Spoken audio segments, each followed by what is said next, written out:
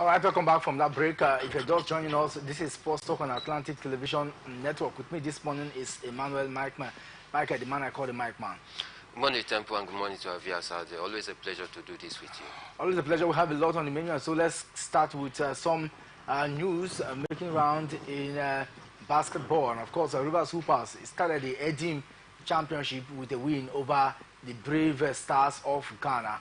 And Rivers Hoopers began their title defense at the Invitational Championship that they won last year, 80-72 victory over Ghana's Braves, yesterday. And this looks like an outstanding statement, from Rivers Supers. Yeah, I think it's a good one. They are starting on a good footing. They are the defending champion of this tournament. And of course, you expect them to also be riding very high after finishing very high in the Nigerian Basketball League this season, winning the championship, also going for this invitational tourney. I think for me it's a great one to start in a good footing. Don't forget, it is also going to serve as a dress rehearsal for the Kingsmen because of the Basketball African League that is just by the corner. So I think they are going to use the competition to also shape up their players out there to ensure that most of their players is in fine form while anticipating the Basketball African League that will soon take place. So for me, I think it's a nice one to see that they are starting on a good footing. A nice one to see that they are starting on a good footing, and that's the truth. For River Super, Mustafa Oyabanji had 15 points, including 4. Ebe Ofea added 14, while Michael Oraiki scored 13. The Kingsmen shot 14 threes against Brave and made 10-13 from the line. For them, they will play. They have a date with Comets at 7 p.m. today at the National Stadium in Surrey, Lagos. And for me, one thing about this is they've displayed so far. It looks like they're going to defend this particular one. But then, if you ask me how far they can go, I'm beginning to think that the opponents, they are not competitive as much as one would have desired to see as they prepare for the Basketball African League. No, I want to, totally differ from that opinion. They still have other great teams out there. Abia Connect, there is other, very strong team out there which hails from Nigeria here. I forgot their name, I will recall. So for me, I do not think they are a weaker opponent because, looking at the first game which they actually won, you saw how closely, the counter was. They just managed to win the Ghanaian side by 80 to 77 points out there, which if you take a look at the point disparity, is not that much, to tell you as well that these other teams are no pushover. So I just think that they are just good on their own. That is just the whole essence of it. But for me, the only thing I want to take home is that this tournament is going to serve as a dress rehearsal. They acquired 3 players to add to their rank this season because they are anticipating the Basketball Africa League. So it is also an opportunity for them to also test the strength, the skills, the ability of this new player that have been acquired, and to see if they can be able to make some of these new players gel with the old players, and that is going to give them a very good strength, while going for the Basketball African League. So for me, I just think it's all about keeping their players in shape. It's all about also a bid to defend the title they won last time out, and it's all about the coach as well using the tournament as a pre-preparation for the team before they jet out for the Basketball African League. That is just the whole essence of this. So for me, I think the other clubs as well that is taking part in this variant, they are highly competitive. It's just that the firepower of the Kingsmen were just too good enough for their opponent. That is why they had to fall to Rivers Hoopers. Not about the fact that their opponent is not that competitive. Of course, Rivers Super is doing so well at the Louis Edim Invitational Championship, a tournament that they won last year, and looks like they are on another ride to defending this particular one. They won against Ghana Braves yesterday, the opening game, and hopefully against Comet tonight, 7 p.m. It will be a clash, that they will also see through. Let's see how it goes. But for Rivers Hoopers, it looked like a team that, like Michael said, they are very formidable. I mean, regardless of the opponent, this is like a dress rehearsal and preparation for the big one. And I tell you, they have giants in their group, and if you must get past those giants, they need to show working. And maybe part of what, like I said, part of what they're doing now is to show that okay, we are not going to take this is not the first edition where we are unable to show anything. We want to prove our worth against all odds, and we want to play against the U.S. monastiers. We want to display. We want to show that even when we get pitted against AS Dunis, from the Sub-Sahara Conference, we want to qualify first off. And if they can do that, then it looks like they have something going for them. Some of the clubs that are part of this side, they have not really. Some of them are just hoping that they qualify, then you cannot play the main bar competition. But then River Supers, the target will be let's qualify from the Sub-Sahara Conference and let's see what we can achieve in the main particular in the main event proper. And maybe so, like I said, this is a dress he has. But I look at the side and I ask myself, do they have much quality now?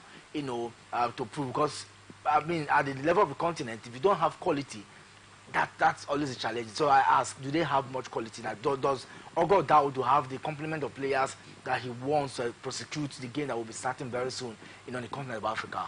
Yes, they do. Ogo Daud do.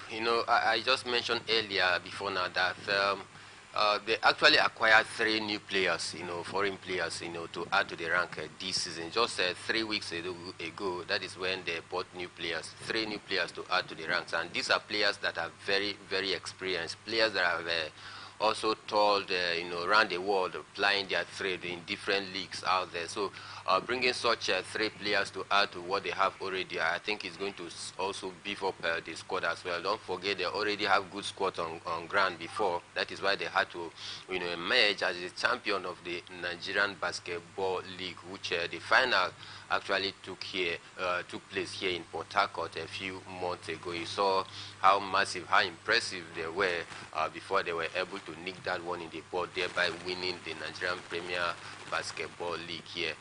To add to that quality, that is why they went to the market to look for 3 new experienced players as well, to also add to the team, so as to give them that squad depth, to give them that strength, to show that experience, which for me I think is going to add to the glory of River Hoopers, because if you acquire such experienced player to add to the ranks of the quality players you have before, it can only get better. So for me, I think they truly have what it takes to square up with the big boys when you talk about African Basketball League out there. Big boys when it comes to the African Basketball League, and of course it doesn't get I mean the excitement getting to see River Supers compete highly and prepare massively for their second strides in the continent looks very, very cheering there. But away from that, let's go to the NBA now, where American basketball superstar LeBron James has hinted at retirement. The 4-time MVP dropped the hint while speaking after his impressive display in Los Angeles Lakers' 16-04 win over the Brooklyn Nets on Sunday. And I mean, for LeBron, he's just like, I'm sure he has achieved all he wants to achieve in basketball. So, as a legend that he is, when he talks that he's going to retire, you already start counting that someday this great legend that we see is going to retire. And for him, it's about nothing. I mean, he has achieved all, and I feel all he's doing is just to enjoy the last period of his playing days with the Lakers. Yeah, definitely he has achieved a lot. This is a player that also be able to carve a niche for himself out there in the NBA. He has been able to set record. He has been able to create and reinvent histories as well. For me, he has actually done a lot. When you talk about the NBA, you saw some of those his flashes, his brilliance, and team spirit as well. A leader on the court out there. So for LeBron James, I think for me, he has actually achieved a lot for himself and for the NBA out there. Talking about retirement, these things are natural. At some point in your career, where you actually think that your body can no longer carry you again, the best thing is for you to, call it a quit, and also give room for other youngsters as well to also make their mark. But for LeBron James, I think the only thing that he's also anticipating is possibly to see his son, talking about LeBron Jr., to play in the same court with him one day, because this is his hope. This is his aspiration. Just like Cristiano Ronaldo is also dreaming or hoping to see when Cristiano Ronaldo Jr. is going to feature in a certain match with him. Him as a father having his son playing together. This is one of the greatest dream which Cristiano Ronaldo have said. Also, LeBron James is thinking about that direction as well. He's thinking of a day where he will actually see his son playing on the same court with him. At 39, he still have maybe 3 or 2 years to play for, but who knows? It all depends on him. Just like he has hinted that he will soon, be calling the quit for the NBA. But then I think this man have actually achieved a lot, for himself. So even if he get to bow out at this point in time, we will not say yes, he did not fulfill his dream. He has actually fulfilled his dream, achieved a lot for himself personally and collectively. So for me, I think it's one player that we need to start celebrating right now. One player that we need to start celebrating right now, and of course that's why we're talking about him. The 39-year-old power forward is regarded as one of the greatest basketball player of all time, and no doubt about that. LeBron is one man who is revered for his, the strides he has edged, in basketball when it comes to the NBA precisely. From one club to the other, I mean, he's, just talk about him, he's one of the biggest player, in the history of the NBA. You can't say less of the power forward. Let's move on now, and of course we have still more to talk about when it comes to the NBA proper. And this time we'll take a look at what has happened in the NBA in the early hours. Mike, I mean, the NBA is going down. Each team has 83 games to play per season, and for you to, you need to show that ghosty attitude. The NBA has the largest playing calendar. It started in November, sometime in October, and you're going to play a lot of games, and you play like almost every 24 hours. Yeah. Because they need to meet up games, and it takes a whole lot. And when you understand the way the NBA is worked out, the workings in the NBA, the franchises, they are not, no one is sleeping at all, and so you have to be at the top of it all, for you to, and the fact that nobody goes on relegation also makes things a little bit, battling. But before we go into the result, this morning, your take on the way the NBA has shaped up so far, especially for this season. Some of the clubs that you think that they would have achieved a whole lot, but some are still fighting to get glory. Your general observation in the last 1 week and how the NBA has shaped up.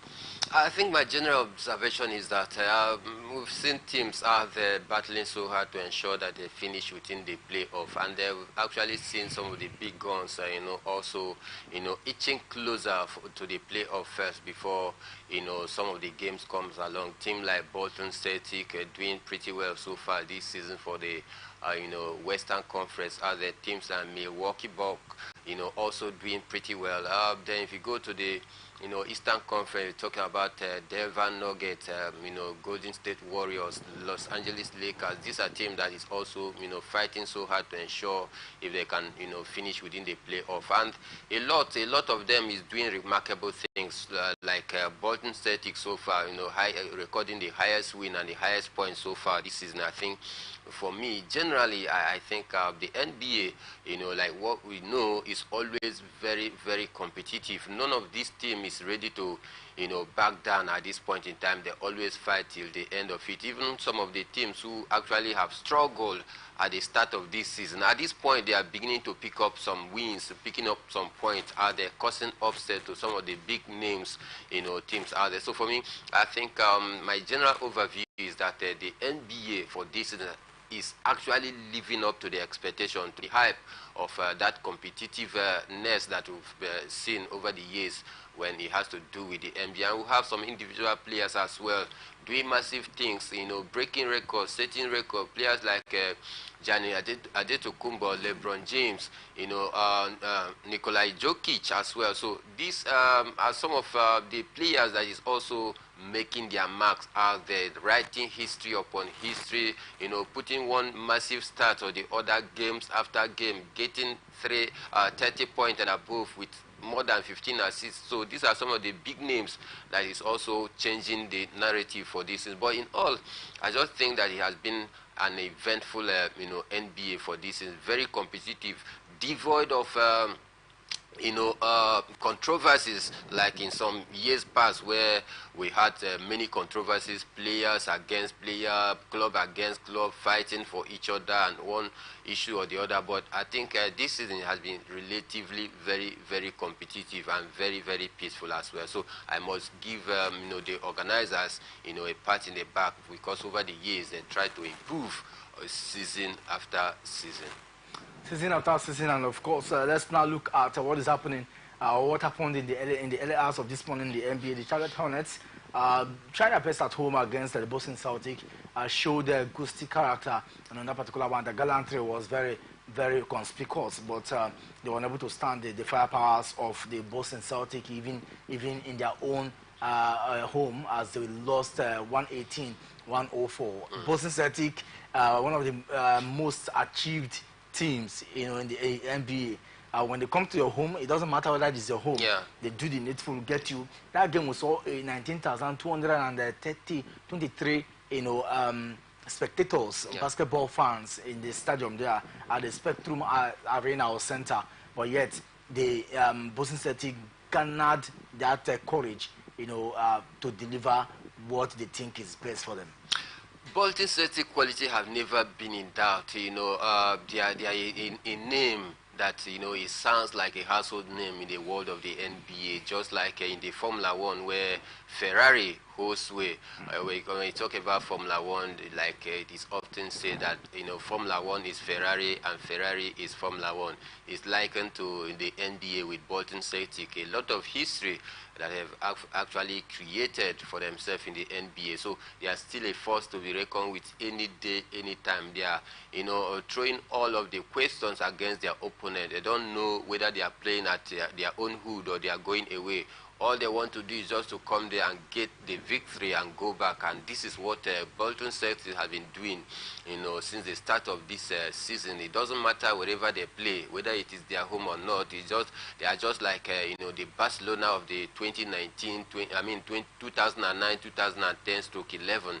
It doesn't matter if they play at Camp Nou. It doesn't matter if they are playing at Bernabeu. It doesn't matter if they are playing at Allianz Arena. It doesn't matter the stadium that they are playing to. It looks as though they are still playing at home, because their total dominance makes the home team, very, very weak. And this is what Bolton Celtic is doing. They don't care wherever they play at the court. They just want to come there and grind out the result and go. And that is what they did yesterday. So for me, for Bolton Celtic, I think unarguably they are the best team so far this season when you talk about the Western Conference.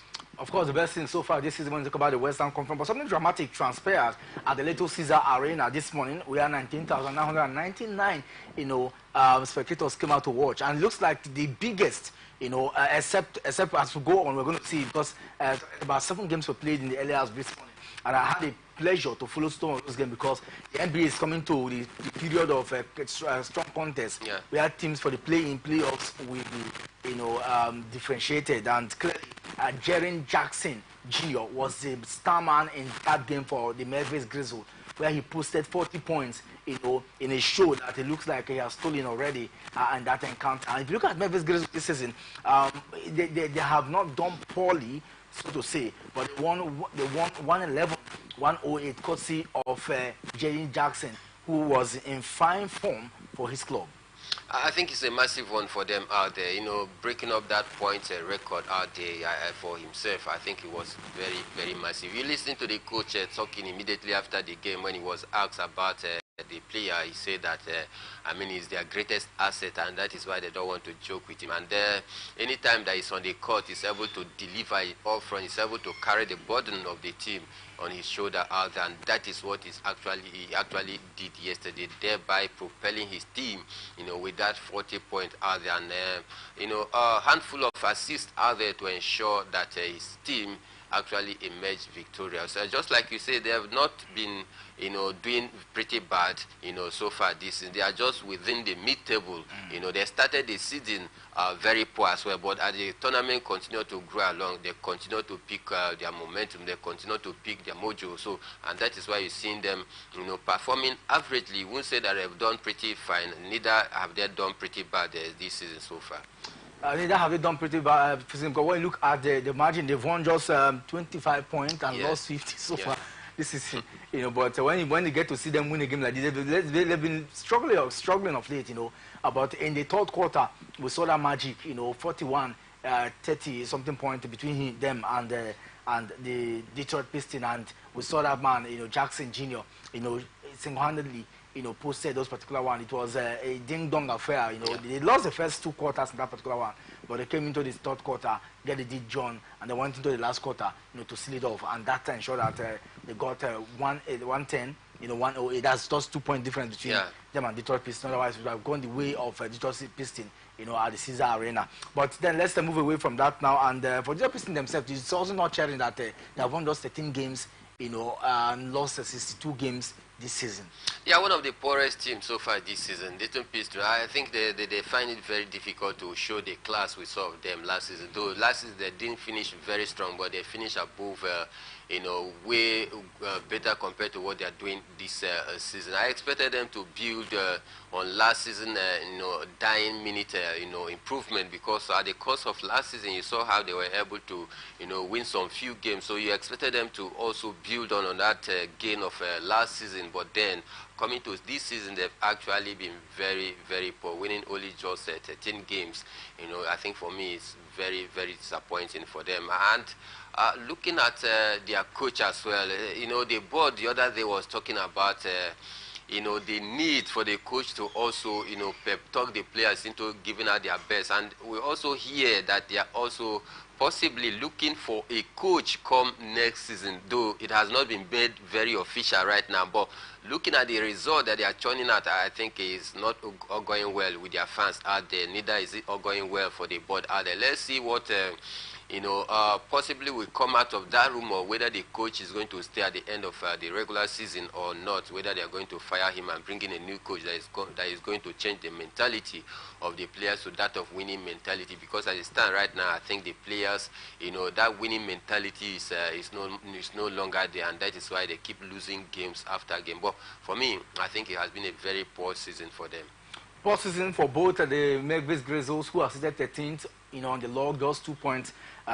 Just 2 places above the Spurs, and then the Trail Blazers, and as against as in the Western Conference, and therefore Detroit Pistons in the Eastern Conference always seated bottom. But at some point, I thought that they're going to do so well, this season, move higher than expected, of them, and unfortunately that has not come to reality. But let's move on and let's take other results. Time is not our friend here on air, but we took the Indiana Pacers, one team that have really, for me, done a whole lot. The Indiana Pacers really struggled last season, but somehow this season we have seen them, change the narrative a little bit, and they are getting wins that you don't expect to get against Brooklyn Nets. Brooklyn Nets have also been losing. They lost on Sunday against Los Angeles Lakers, and it looks like they lost again today, 113, 111 in a game that one would have expected that, okay, maybe they'll battle so hard. But if you look at the margin of win and loss, this is victory and defeat, you think that in the last 1 week I've really seen close margin. I've even seen, 1 point difference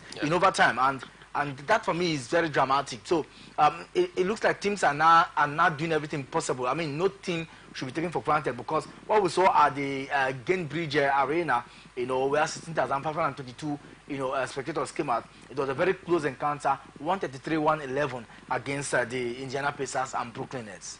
Yeah, I think it was a keenly contested encounter, very close, but then they were not able to hold their own to the final minutes. They started on a fine footing, but because I was actually following the game, I listened to the match report and as well. They started in a very fine footing, but then in the second and third quarter, they were unable to maintain that momentum, and that is why they had to crash to the firepower of their opponent. But then I think for me, you expected them to do well this season, because last season, just like you said, they did not, finish very high. So for me, with the fact that they also got new players this season to add to their rank, I thought maybe that is going to boost, their confidence going forward, so as to change the narrative of what they, actually passed through last season. But then they continue to get poor result out there. I think for me, it's a very disappointing season for them, to say the least. And the good thing about these two clubs is that they are both in the Eastern Conference. Yeah, in the Eastern Conference, and of course, share similarities when it comes to geographical region. And one thing that I know for sure, 43 wins so far for the Indiana Pacers as against net 29, and then when you look at their defeat margin, 33 as against 47, that tells you the margin already. So see, that's fifth and 12, and 11 makes the whole difference for the side. But let's quickly dash out now to some of the to see what is some of the other results that we have in the NBA. And of course, it's not also a news that a lot is happening there. But let's look at other results that we saw in the early hours of this morning as we move away from NBA. And the NBA, I must say, is really living up to the billing. Clubs are really fighting for playing and playoff season. And this time around, we also saw Orlando Magic 104 against Portland Trail Blazers. I talked about the point margin, so you can now see 104-103. It's a very close score there. We saw Chicago Bulls 101 as against the Atlanta Hawks 113. That particular one. Then New Orleans Pelicans 111 as against the Phoenix Suns of 123. So these are some of the results we saw in the LS this morning. Yeah, it has been very impressive result out there, some for good and some for wrong reason, because some of them that is hoping to finish very strong, so doing poorly out there, when you expect them to pick up some wins out there to also complement themselves, in a fine place, but then they continue to lose games after game. So in all, I think this week has been very, very eventful and very, very competitive. As looking at the point margin between some of these teams who won over the weekend, I think the point margin is not that much. We've talked about that earlier before. Now it tells you the level of competitiveness, but then I think you need to be on your guard. You need to stay focused for the entire duration of the game if you must emerge victorious, and that is what we've seen so far this season in the NBA. If you must emerge victorious, you need to be on guard, you need to be focused, like Michael said, and of course you need to not take things for granted in the NBA, because teams are not smiling there, if you ask me. With that, now we're going to a quick break. When we come back, we'll still talk more of other sports, and then we'll talk football on the show. Don't go anywhere, we'll have more to talk about, because it is going down there. The English Premier League comes alive this evening, and we'll give you some of the fixtures from that quarter.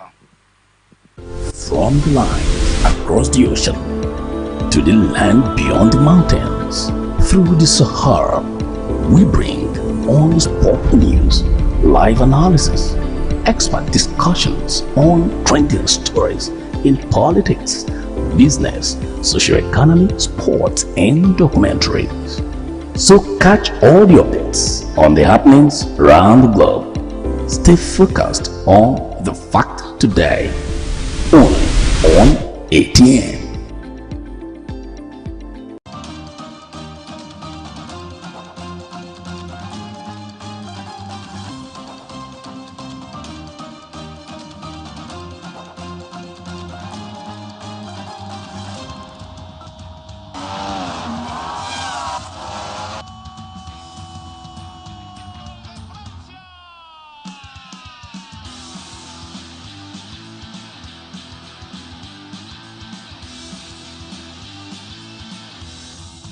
Telling him not to counterpunch.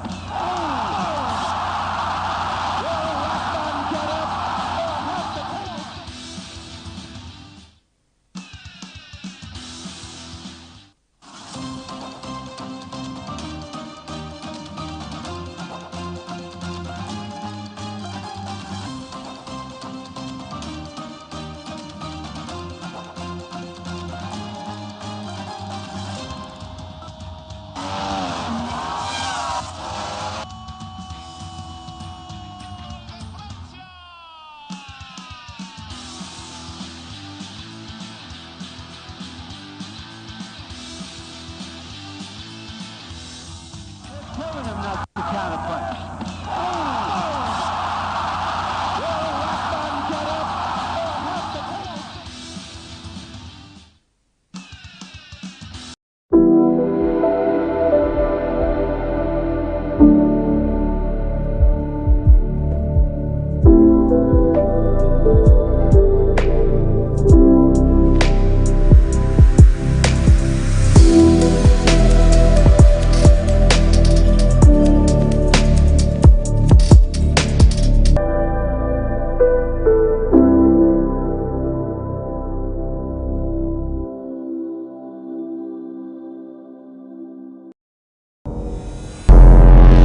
Every day, our lives are changed by history. We are one people, all of us. Leaders, politics, Nobody's ambition is what the blood. I have fought very firmly. natural occurrence, war, and the world economy. I belong to everybody, and I belong to nobody. ATN covers it all on ATN Politics today. From the line across the ocean to the land beyond the mountains, through the Sahara, we bring on sport news, live analysis, expert discussions on trending stories in politics, business, socio-economy, sports, and documentaries. So catch all the updates on the happening around the globe. Stay focused on the fact today, only on ATN.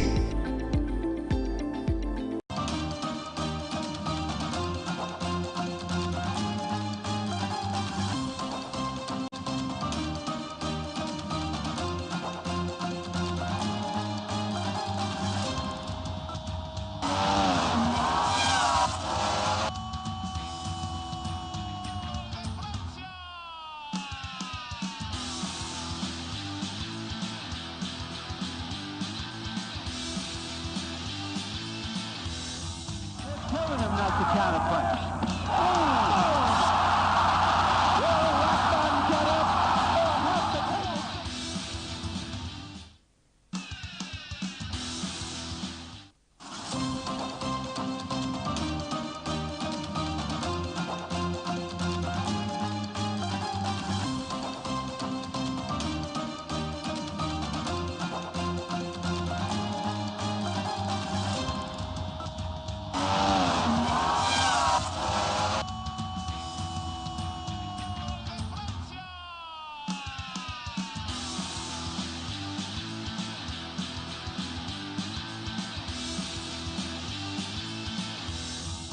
Telling him not to counterpunch.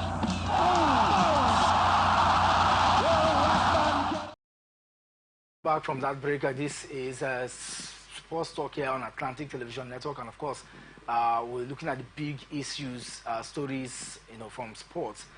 Earlier we talked about the NBA and how it is shaping up, but let's also move away from there now and let's talk about something very dramatic, if you ask me. Let's look at happenings in other fields of life, and of course this time we'll talk about weightlifting. We are a Nigerian weightlifter, Adeyemi Abayomi, has disclosed that weightlifting runs in the DNA of his family. He has won 1 silver and 2 bronze medals in the 102 kg men's weightlifting event at the recently concluded 13th edition of the African Games in Ghana. And he revealed that his father has been supportive since he ventured into weightlifting, adding that his father was a former weightlifter, recounting his success at the just concluded 13th edition of the Games. Adeyemi revealed that his plan was to win 1 bronze medal, but he ended up winning 3 medals for Nigeria. And he said that the injury he sustained before the Games could not stop him from making the country proud. I love such a feeling of our testimony.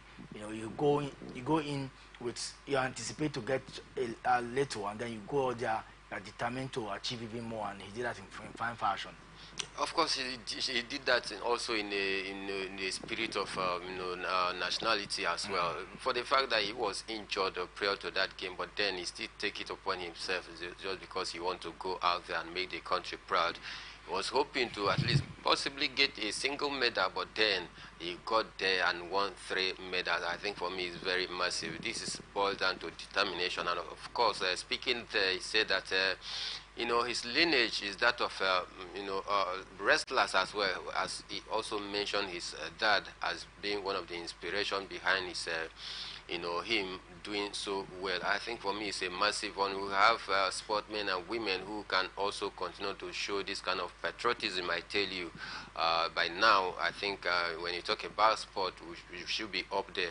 because this is one who is ready to contribute his quota in the area where he finds himself, representing the country out there with all determination. Even when injured, he was still willing to go to the war front and also deliver on the high stage. I think for me, it's very, very impressive. We saw him also rejoicing, displaying his Olympic ticket, qualifying this thing to the father out there, where he was actually sharing a moment of joy and happiness with the family out there. So for me, these are the kind of athlete, the kind of sportmen and women that we need also to take us to that sporting El Dorado. But then I think the federation as well, they also need to support some of these athletes. When you see someone that is showing this kind of passion, to serve the country, we must also give them the necessary support. Whenever they go out there to attend one competition or the other, their allowances must be paid to them as at when due.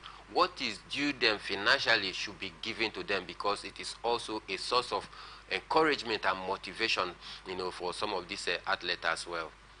And the chairman, House Committee on Sports, not very happy at all, because it looks like the allowances of the allowances of the athletes that ended up doing Nigeria proud have not been paid to this moment. Honorable Kenny Adams has expressed so much disappointment over the delay in the payment of the allowances, for him to have expressed this way, I'm sure that some of the athletes would have also been complaining, because after each game it's expected that you pay the athletes. But I mean, some of them, they are still enjoying the money originally due them, the dollar reign, for medalists. So for me, I don't think that disappointed, but we should take it easy a little bit. No, I do not think so. I think in different sort of line. Having not received their allowances and some of the promises promised to them, this is about a week down the line after the All-African game in Ghana.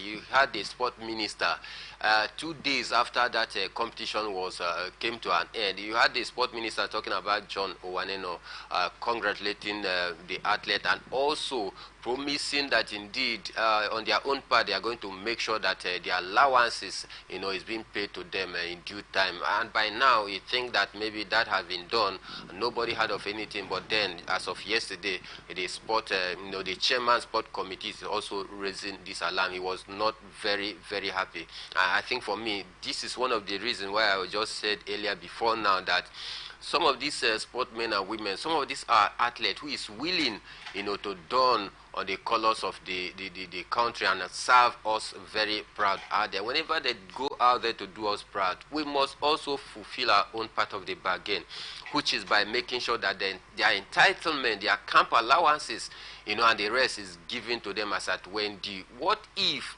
some of them took part in this very one, not having any other source of income? How do you think, they will be surviving at this time of economic, hardship? So for me, these are some of the things that when you hear of this kind of thing, it makes you feel so, dejected. Why? Because, these men, these women that have gone to represent the country, did that with all of their heart. Some of them you heard were injured even before the competition, but then they still take it upon themselves with that injury to go out there and represent the country after passing through these pains and come back with glorious, performance out there. What next?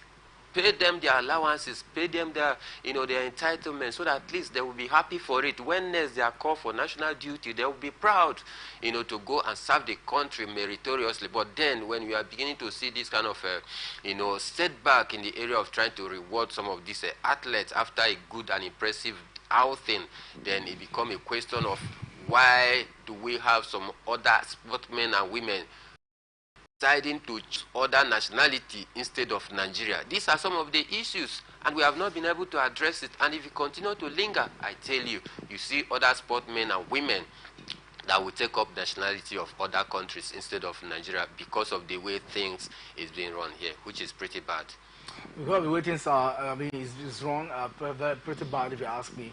But let's hope that some of these things. Let's move now to football matters, and of course, we'll start from the home scene where the Epic Cup has come and gone. We now know some of the winners, but for some states, they are yet to also conclude. But it looks like that the state representatives are sure now. Definitely, very, very sure. Some of the states have also concluded, their show out there. You had when the NFF also gave their order to different, states added, saying that they must also ensure that they completed their games within a stipulated date, and that also that also triggered, all of these states to start their competition right on time to ensure that they finish so as to match up with the calendars of the NFF. I think for me, it's a great one. We've seen Lagos State, we've seen the finishing their own. We've seen Ogun State as well. We've seen Enugu State. We've seen many states as well also wrapping up their Federation Cup. I think for me, it's a good one. The state that is not yet finished, I think they should also, wrap up their own so that we'll have people that have made it through to the next, stage of the competition, so that we'll see people that have also qualified and also get their own part of, the money as well, because we hear some states, actually put up some impressive amount of money out there. Some state goes as 500,000, some 750,000, and the rest of it also. In all, I just think it's a good one, because we have been clamoring about grassroots development, and this is where it starts as well. And let them start and continue to grow in the rank, and that is how we are going to afford or have a very formidable, a football team to represent the country in different areas. And of course, Rivers United, March the 28th, will not hold because of their CAF Confederation Cup. They are scheduled to play against Katsina United on Wednesday, but it has been postponed due to the interclub competition that they have. So giving them more time, but also more backlogs of games, that to be played after the. So they have a make-or-ma encounter, in Nigeria. So but there's need for it. I love the understanding between them and the MPFL. Definitely, there is need for it, and of course, it's for the national pride, because it's only Rivers United flying the colors of Nigeria, out there continentally. So you expect, the board as well to also, feel part and parcel of that Rivers United right now, because now they are not just representing Rivers State, but they are representing the entire country, and whatever, policy, whatever decision that will serve for the interests of Rivers United, I think they will also align their thought with that, and that is why they are doing that, by thereby postponing their match, against the Changi boys to. Possibly they have not given an official date, but one thing is certain, that I will not be playing that outstanding game because of the continental duty that they have against USM Orjas, which for me I think is going to be a make or a break game. Having won 1-0 here in New York, going to Algeria, I think they are going to meet a very hostile, crowd out there. And if they don't take time, they are already out of the competition. But then they just need to fight hard till the last whistle. As it stands right now, they have a slim advantage per se. One goal against a USM Oja going away, I think it's going to be another difficult one. But then I think the lead body have made it even more easier for them to ensure that they have enough rest before traveling for that counter. So you must commend the league body as well to have shifted this very one to allow Rivers United prepare for their continental game.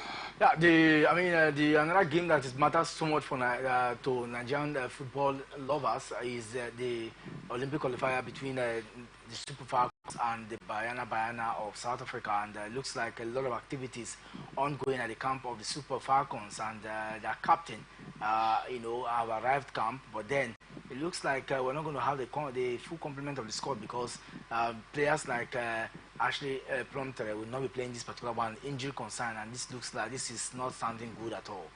It's not sounding good at all, especially looking at the fact that Ashley Plumtree, she moved from Leicester City Women Football Club down to the oil money side, talking about Al Ittihad out there. She has been doing pretty things out there, playing 11 or to 10 games so far, scoring 8 goals so far this season. I think it has been very, very impressive for Ashley Plumpton. She's a very, very valuable member of the squad. You saw her exploit out there in the World Cup. She was able to also hold her own very well. This is a defender that you can always rely on any day, anytime. Her not going to be part of this one, I think it's a big setback, but then I think we all have a reliable hand. A home-based player has been drafted, one of the under 20 girls that actually attended the All-African game out there in Ghana, a captain of the side who also took the team to the final out there in Ghana, playing pretty well as well. So I think for me, we have a good replacement for Ashley Plumpton because this is a local-based player who understand the terrain. And for me, this is Africa. You must also, have to mix a blend of foreign-based and home-based players as well. So for me,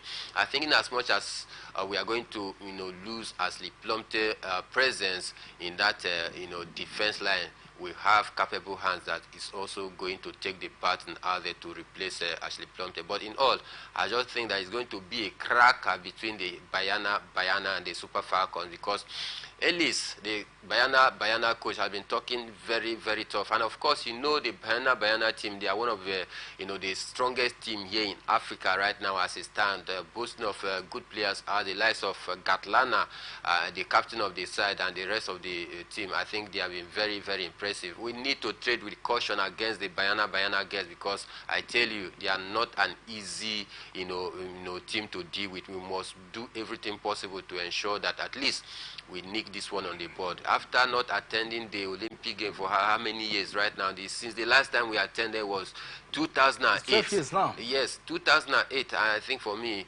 for a country that has the name Giant of Africa, not just a giant, for the sake of it, but in all areas we must be able to, replicate that giant in us by making sure we, defeat the Bayana girls and clinch one of the tickets. Of course, and then to the championship, Leicester City reignited their bid for automatic promotion to the English Premier League with a 3-1 win at home to Norwich City yesterday. They lost some time ago, but victory at the King Power Stadium meant that the forced return to the top of the English Premier Football League looks very glaring.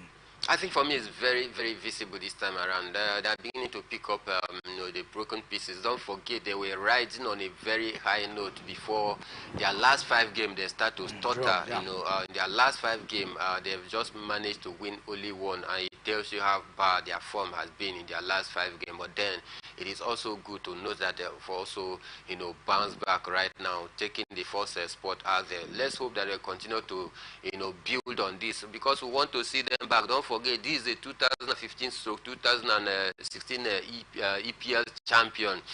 For them going to relegation, I think it's a sad one, but I would love to see them bounce back into the mainstream football, talking about the EPL, because we have our own interests out there, because the likes of Kelechi Iheanacho, Wilfred Ndidi, these are our own players, so we would love to see them in the EPL once more.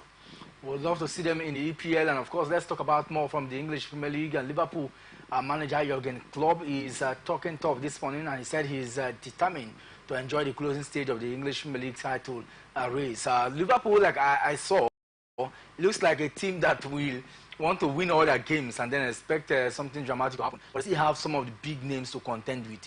This must be achieved. But I see that doggedness in them. Can they go far with Arsenal and Manchester City? Yes, I see them going far. For me, I see them going far because they want to, send a good, will message to their team and to their coach out there at the end of this season, who have also hinted that he will be dropping down, citing,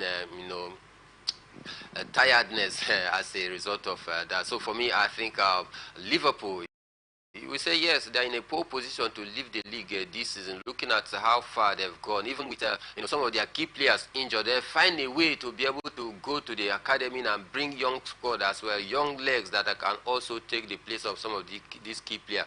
One of their players that have been very, very good assist provider for the for the Reds side, talking about their defender Arnold. He was out injured. This is one of the key member of the squad, but then Bradley came into the team. He was able to replace Arnold. Nobody even noticed that Arnold is out injured because of the good and impressive show of Bradley out there. I think for me, Liverpool is actually pushing and seeing if they can be able to lift this very one, this season. But then I still think that they have a lot in their hands to deal with. With about 9 matches to go, you will say 3-point adrift of Manchester City and 2-point adrift of Arsenal. Arsenal also, they have been firing from all cylinders. So you can never say never. They just still need to start fighting till the end of the season. You have about 27 points, up for grab in this last 9 games that is remaining. How far can Liverpool go? Can they be able to get a chunk of this 27 points that is up for grab? Or are they still going to drop some points? But if you take a look at their fixtures, their remaining 9 fixtures, you say, yes, I think they have what it takes to be able to get a chunk of this, point that is remaining out there. And then last story this morning on Sports Talk, Vincent Kompany, says that the standard of the refereeing in English Premier League this season hasn't been good enough, and if this is coming from a coach, then there should be a proper look. This is not the first time we heard something like this season, and especially after the African Cup of Nations, a lot of persons are now bold to say that if you compare and contrast what is happening in the English Premier League, then they need to go to CAF and ask more questions. What can be done to elevate the standard of refereeing in the English Premier League?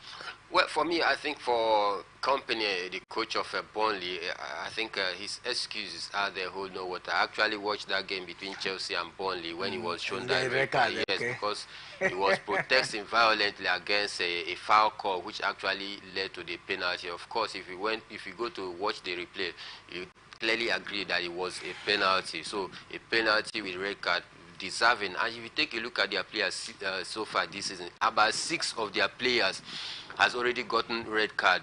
What is that telling you? It's telling you that their teams have been very, very rough so far. The way they go about their tackling is not professional, and that is why they end red card. And if it is deserving, a tackle is deserving of red card, then you have no need to complain. So for me, I think he's just crying foul because of the fact that he didn't favor him. He was given a red card. He need to pay for it, serve his match